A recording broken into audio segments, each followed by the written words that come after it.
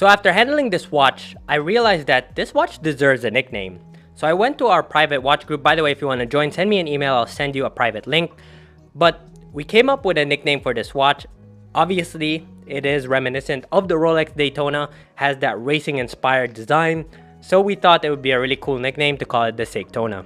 But this watch was actually poorly marketed by Seiko. When I posted the community post, most people actually don't know that this watch actually exists.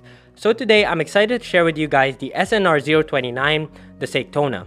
But before we get started, allow me to introduce myself first. My name is AB, I run the Watch Collecting Channel Productions, and today's episode we're going to be taking a look at the SeikTona. I'm going to be giving you guys the full specifications and the full review. I'm going to be letting you guys know whether or not you should consider this chronograph.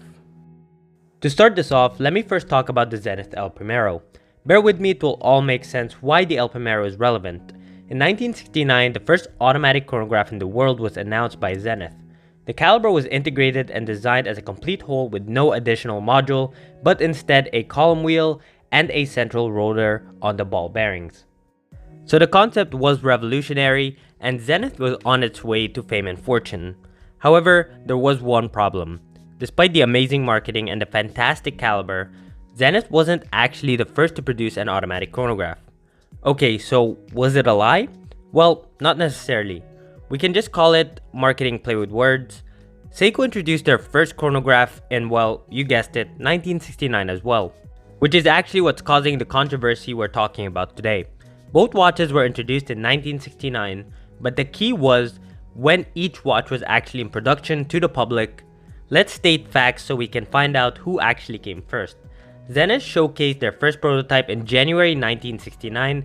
After that, in May 1969, Seiko launched the 6139 in Japan.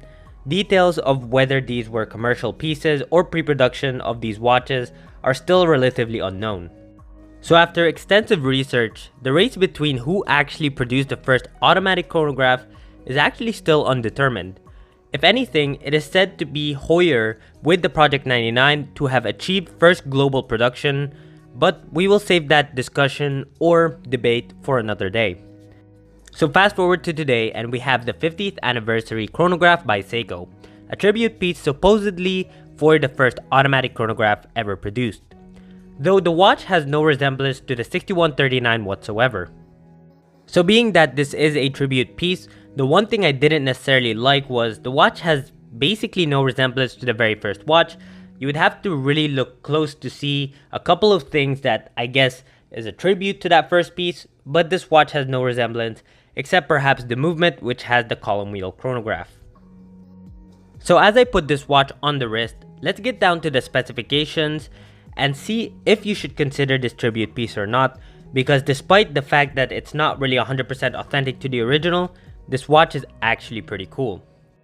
So the watch has a 41mm case with a 16mm thickness. Now I know that thickness is going to be a little bit controversial and might steer you guys away from this watch, but it is comfortable on the wrist. If you have the chance to check this out in the metal, you'll know that it does sit well on the wrist, but keep in mind it does have quite the thick case, but you definitely don't feel it wearing the watch. So before we talk about the dial, the watch does have a sapphire crystal with anti-reflective coating and a water resistance of 100 meters. Now moving on to the dial, after investigating the watch for a while and being a Seiko fan myself, I did recognize resemblance of the dual subdials to the vintage 6138, which also only had two black subdials. And that's the thing about this SeikTona, I feel like that's the only reason they would choose two black subdials rather than going full panda, or it's just a design choice. But I feel like it's not a coincidence that they went with two black subdials to pay tribute basically to the 6138. So this watch has a lot of vintage aesthetics but with a modern twist, and in my opinion it's such a cool chronograph to add to your collection. Now of course there's a few things I would change about the watch, but overall Seiko did such a good job with this watch. Unfortunately it is limited to 1,000 pieces. So with that 100 meters of water resistance, I feel like this is a great everyday watch. A watch that you would have in your collection if you wanted something that is a little bit unique, but it's kind of cool to wear every single day. Every time you look at your wrist, you won't really get bored. I feel like this is such a great watch. Now we're going to talk about the movement in a little bit, but overall with 100 meters of water resistance, that really nice Zuratsu polishing on the case, and just that really cool aesthetic, I feel like this would be a very cool everyday watch should you choose to go with this piece.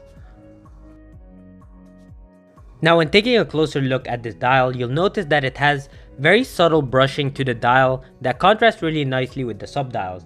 Now the tip of the chronograph hand has a little bit of orange to it, which helps legibility if you're utilizing the chronograph. Now speaking of legibility, the watch is definitely not the most legible watch out there. You won't be able to tell the time when looking at it at a quick glance, and I wish that they decluttered it just a little bit. Now when we take a look at the finishing of the watch, it's pretty impressive and you get a little bit of Grand Seiko with the Zaratsu polishing, but the finishing is quite nice for this piece. Not the best I've seen out there, but for the price point it is quite decent. You're getting a level of brushing and polishing, and especially with that bracelet, it is quite comfortable, but I didn't like the fact that it is a pin and collar kind of bracelet, but it does look really nice on the wrist and it is quite comfortable.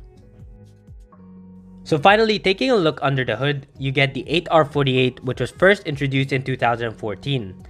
Now this watch is actually authentic to the very first chronograph because this does have a vertical clutch column wheel, but it incorporates Seiko's unique 3-pointed hammer and heart-shaped cam, which actually ensure the perfect synchronization of the hand's flyback. This is a movement that Seiko will be utilizing moving forward for quite some time for their chronographs, and it is a very robust movement and it is a perfect choice, especially for the 50th anniversary due to the fact that it does have a column wheel. It is such a great watch in my opinion. But guys, thank you so much for joining me here today. Let me know what you think about the SeikTona. Do you like it? What don't you like about it? Let us know in the comment section below. Also, if you're interested in this watch or any other Seiko, make sure to check out exquisitetimepieces.com. And if you're interested in this watch, let them know that you found out about them from Watch Collecting Strategy channel, and they will hook you up over there at exquisitetimepieces.com if you let them know that. And guys, thank you again for joining me here today, and I will see you in the next one.